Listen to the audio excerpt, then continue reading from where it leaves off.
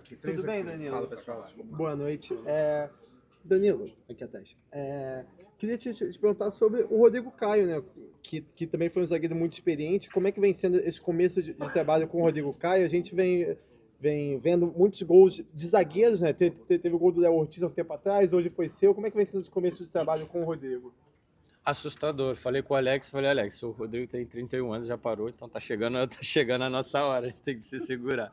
Mas brincadeira à parte, tem sido legal. O Rodrigo é um garoto que eu tive um rapaz que eu tive a oportunidade de trabalhar na seleção brasileira, muito inteligente, muito observador, tem um perfil importante para trabalhar na comissão técnica, para poder dar as orientações. E tenho certeza também que mais importante do que isso é a história que ele construiu no Flamengo. Acho importante no ambiente ter jogadores que tenham a experiência e a cultura de viver o Flamengo, de ter vivido o Flamengo, e isso é muito importante para quem chega, para que possa ser abraçado por isso e realmente entender o que significa jogar pelo Flamengo. Danilo, parabéns pelo resultado, pelo gol e a classificação. Você falou ali agora há pouco sobre o seu gol e ter conseguido fazer um gol e também o resultado, mas também mencionou que em alguns momentos o time caiu um pouco de produção. O que você poderia falar que sai de positivo desse jogo e o que pode sair também como aprendizado para as próximas partidas, jogadores que ganharam minutagem, você que ganhou mais minutos em campo, o que dá para melhorar? Acho que de positivo, sem dúvida nenhuma, tem o início do jogo. Acho que a gente entrou muito concentrado, a gente entrou numa velocidade alta, e é assim que a gente tem que fazer, é assim que o Flamengo tem feito na maioria dos jogos, e quando isso acontece a gente consegue fazer gols, direcionar a partida, estar sempre no campo do adversário. Isso é muito importante para o decorrer do ano. E como eu falei, em alguns momentos a gente perdeu um pouco a concentração, perdeu um pouco as distâncias. Considero isso um pouco normal, até pela equipe que estava jogando, por muitos garotos, muitos jogadores que não têm um pouco ali o hábito de jogar junto, então isso pode acontecer, mas fique de aprendizado para que a gente possa manter a concentração o maior tempo possível dentro da partida e evitar de tomar sustos, de tomar gols como a gente tomou hoje, até porque por um defensor nunca é legal tomar gol. Última. Muito se fala do calendário do Flamengo, né, e das dificuldades que o time passa aí ao longo da temporada. E domingo, o Flamengo vai jogar contra o Palmeiras num gramado sintético. Queria saber como é que você enxerga a situação e sua opinião sobre esse gramado sintético lá no estádio do Palmeiras. Eu nunca joguei no gramado sintético, nem sei te falar. Realmente, eu acredito que jogar no gramado natural é sempre melhor. Essa é a minha opinião, não tenho nenhum problema em falar isso. Mas é o que tem, é o que a gente vai jogar contra o Palmeiras. Não é nenhuma novidade, a gente já sabia que iria jogar lá. A gente já sabia que o calendário seria difícil, isso é um debate para outro momento, porque não cabe aos treinadores e jogadores debater isso. Isso tem que ser um debate muito mais profundo para quem faz futebol. A gente já sabia disso, o calendário é igual para todos e a gente tem que arrumar mecanismos e ferramentas para que a gente possa, de certa forma, estar o mais fresco possível em cada jogo e, sem dúvida nenhuma, é um confronto importante onde a gente precisa vencer para poder seguir ali em cima da tabela. Obrigado, galera. Boa noite. Valeu. João, boa noite. Bom, o primeiro gol do Botafogo vai sair, talvez falta uma leitura sua, Danilo, ou talvez o Matheus Cunha tenha falhado nesse primeiro gol. Obrigado. Irmão, não foi falha, não existe time bobo. Se a gente der liberdade para jogar, todos os times jogam, seja como contra-ataque, bola parada, não existe time bobo. Então foi mérito dos caras também, que tem hora que a gente tem que reconhecer. João, parabéns pelo resultado, pela oportunidade. Queria que você fizesse uma avaliação de quanto você rendeu dentro de campo, dessa primeira oportunidade começando a jogar. O que você acha do seu trabalho, que você fez hoje ao lado dos companheiros e, claro, essa parceria com o Danilo, mas não só com ele, com todos os zagueiros do elenco? Sim, eu acho que particularmente eu fiz uma boa partida, né? No começo do jogo ali a gente vai fazendo simples, né? Um espaço mais simples, não vai arriscando muito, ao decorrer do jogo a gente vai se soltando. E é isso, cara, vamos dar sequência no trabalho, que mais pra frente domingo tem um grande jogo também, a gente tem que estar preparado para o que vier. E a parceria com os outros zagueiros do elenco? Sim, o Léo Ortiz e o Léo Pereira são caras aqui também que no extracampo vêm me dando bastante conselho para poder trabalhar, fazer um extracampo também, e eu tenho muito para aprender com eles. Boa noite, parabéns aí pela vitória, pela partida. A gente sabe que a torcida do Flamengo é uma torcida que cobra bastante, né? O Matheus Gonçalves hoje, na saída dele, alguns torcedores vaiaram, outros começaram a aplaudir. Como é que você acha que fica a cabeça? Você que também é garoto, que está do lado dele, como é que fica a cabeça dele nesse momento, tentando dar a volta por cima, melhorar?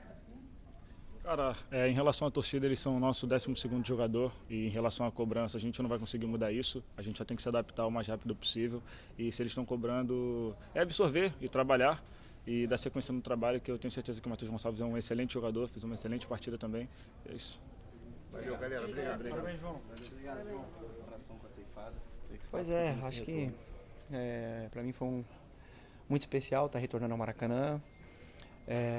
Triste por nós não ter conseguido o nosso objetivo. Sabíamos da dificuldade que era o jogo, né? E ali no gol eu não comemorei da forma que eu costumava fazer as comemorações aqui, né? Então, por respeito ao Flamengo, por respeito a tudo que o Flamengo me proporcionou, né? Como eu falei anteriormente, que o Flamengo mudou a minha vida, a vida da minha família, né? Me deu uma oportunidade muito grande e eu tenho um respeito enorme por aqui, né? E foi uma meia ceifada, né? Eu fiz isso contra o Palmeiras também em 2017 e aqui consegui fazer o gol e por respeito fez a meia ceifada.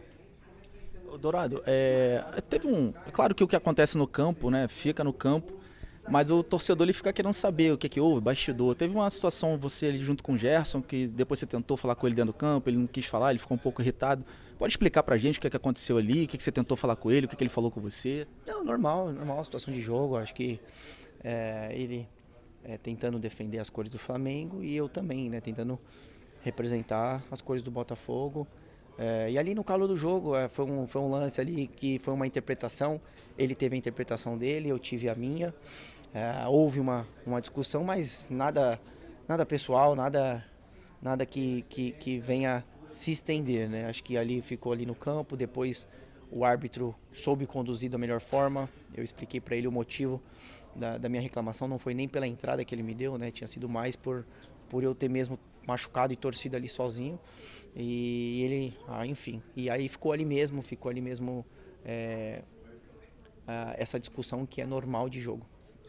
Boa noite, Dourado, Kaique da HMTV. Eu queria saber, né, você que teve uma passagem muito boa aqui no Flamengo, hoje defendendo as cores do Botafogo da Paraíba, qual é o seu sentimento que você tem hoje pelo Flamengo? Olha, eu sou um cara que acompanho bastante, né, as equipes que eu passei e algumas delas você fica com um carinho especial, né? E o Flamengo é uma delas. Então, ao mesmo tempo que eu estive na China, no momento mais difícil da minha carreira, que foi quando eu quebrei a perna no meu primeiro jogo na China, o Flamengo foi quem abriu as portas para mim voltar aqui, fazer minha recuperação. E eu me encontrei aqui pessoas que me abraçaram, né? Que me ajudaram no momento mais difícil, como eu falei. Então é por isso que a gente tem um carinho muito grande por aqui, né? E respeito muito a entidade. Obrigado, Só para finalizar aqui rapidinho, Dourado, como é que você vê a estrutura hoje, o Flamengo, na época que você passou pelo Flamengo e hoje, como que tá? Como é que você já conversa com alguns companheiros daquela época, atuais hoje? Bom, eu peguei o Flamengo antigo e o Flamengo novo, né? O CT novo, então ficou um centro de treinamento de primeiro mundo, né? Ficou uma coisa que eu pude aproveitar e desfrutar um pouquinho, né? Depois que eu voltei da China também continuei usufruindo ali das estruturas do Flamengo e ficou algo que todo atleta precisa, né? O atleta que atua em alto nível precisa, e não é à toa que o Flamengo vem brigando por títulos, né? Aonde joga, onde chega para brigar por títulos, né? Dourado, boa noite, tudo bom? Boa noite. Queria saber qual a sua maior lembrança da época de Flamengo, já que você está falando bastante disso, quando você faz o gol no Maracanã, não sei se é alguma comemoração, um jogo específico, mas queria que você relembrasse talvez quando você chegou no Maracanã, aquela lembrança que veio de primeiro na sua cabeça em relação aqui. Obrigado. Eu tenho algumas boas lembranças do clássico contra Botafogo, Fluminense, o gol que eu fiz em Volta Redonda de bicicleta foi um gol para mim que ficou marcado, né? E no ano que eu decidi ir para a China foi o ano que o Flamengo ganhou tudo, né, aqui no Brasil, né, foi campeão da Libertadores e ficou um carinho especial, né, e fiquei na torcida para que isso acontecesse, então eu acho que isso é muito bom. Dourado, Opa. você pegou o início do Vinícius Júnior, ali, a transição do sub-20 para o profissional. Você pegou ele subindo literalmente para o profissional. Então você teve esse convívio aí, né, o início do estrelato dele. Então eu queria que você lembrasse como é que foi o convívio com o Vini Júnior naquele começo ali no Flamengo, se você já esperava esse sucesso todo dele. Sim, o Vini ele era um menino, sempre foi um menino que escutou muito, né? escutou muito e procurou sempre evoluir, né? Ele era um menino que ele tinha a humildade de reconhecer, né, as coisas, escutava bastante os mais velhos, e o sucesso dele diz por si só, né? Então eu acho que tudo que ele vem colhendo aí, ele com certeza ele sabe muito bem o que ele plantou. Obrigado, tá, Dom? Valeu.